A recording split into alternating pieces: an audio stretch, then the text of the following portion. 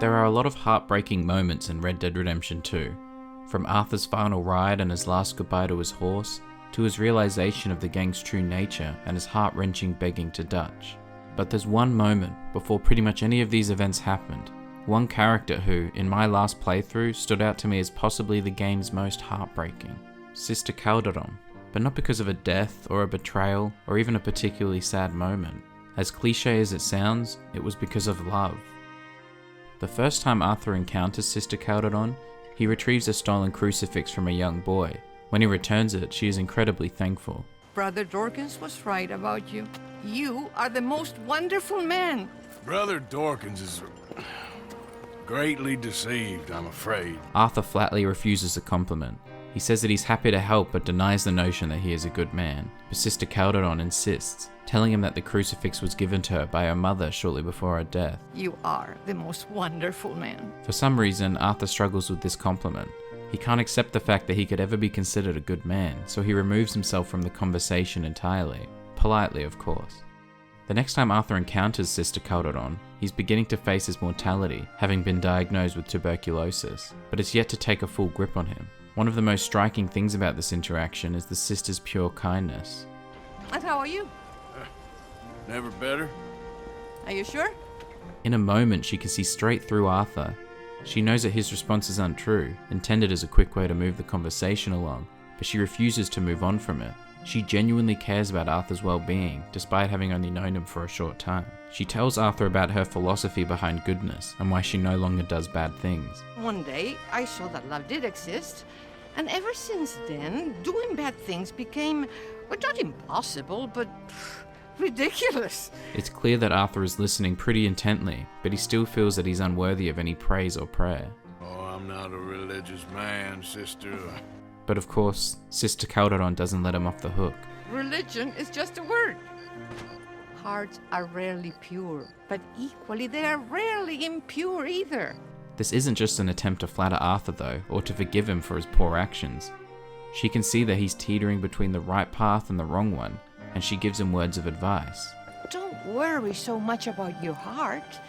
The actions will lead, and the heart follows. And so, Arthur performs a good action, donating either food or money for the poor. Oh, you're so wonderful, Mr. Morgan. No, that ain't true.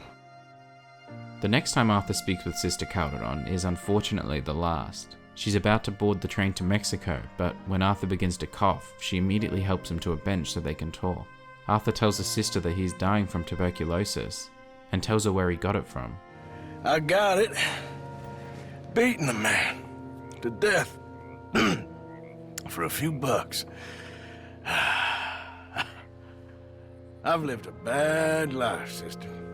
But yet again, Sister Calderon refuses to let him off the hook that easily. We've all lived bad lives, Mr. Morgan. What strikes me about this scene is Sister Calderon's determination to get through to Arthur.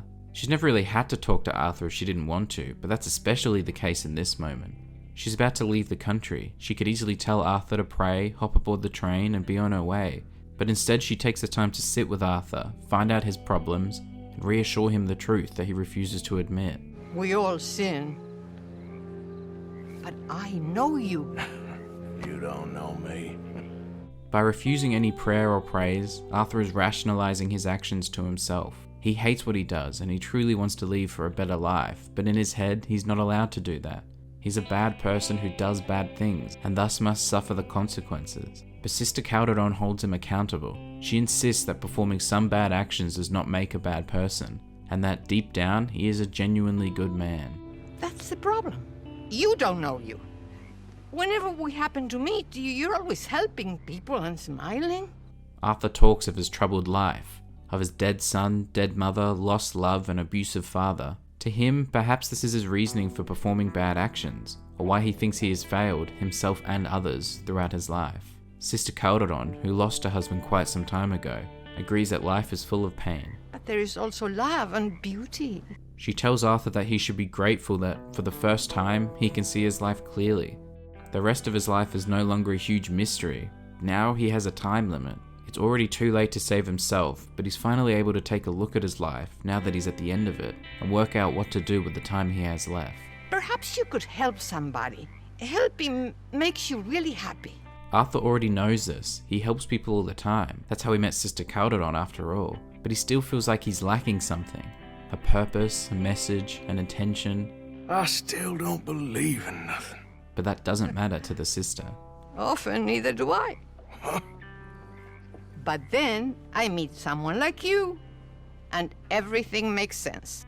This is perhaps Sister Calderon's most striking quote to me. She admits that she often lacks faith, but that meeting someone like Arthur, a man who was admitted to being an outlaw, admitted to beating a man to death for a meager amount of money, restores her beliefs. Maybe it's simply because troubled individuals like Arthur are gold mines for people like her, whose job is to help people. Or maybe it's because when she sees Arthur, she sees a good man despite his rough exterior. Now, watch the raw emotion demonstrated in Arthur's eyes here. I guess I'm afraid. And listen to the absolute confidence in Sister Calderon's voice. There is nothing to be afraid of, Mr. Morgan. Take a gamble that love exists and do a loving act. Arthur is genuinely afraid of what is to come, and yet equally, Sister Calderon is genuinely confident that he need not be. She knows that Arthur is a good man, and that by continuing to perform good actions as he so often does, his heart will eventually follow, and he will finally be able to accept himself as truly good. Despite only having limited time left, he has something to hope for. This feels somewhat reminiscent of the Catholic belief of indulgences. In the Catholic Church, one may be forgiven for a sin, but forgiveness only stops them from going to hell. In order to go to heaven, one still requires purification of their sins through purgatory.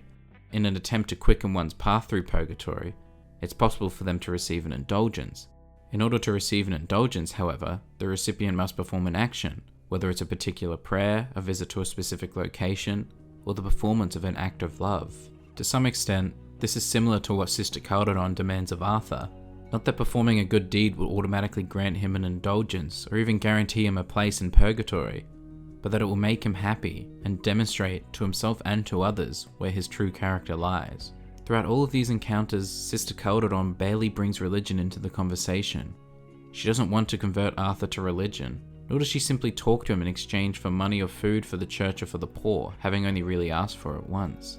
In Arthur Morgan, Sister Calderon sees a lost man who thinks he is doomed to repeat his sins until his last day, but in reality is simply denying himself the right to be loving or happy.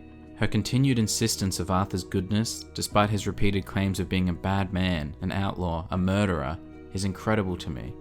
Her pure positivity is inspiring, and her outlook on life and love in the face of death is heartbreaking all the same. There are very few people in life like Sister Calderon, and if I could become old with even a fraction of the qualities that people like her possess, then I'd be able to say that I'd lived a happy life indeed.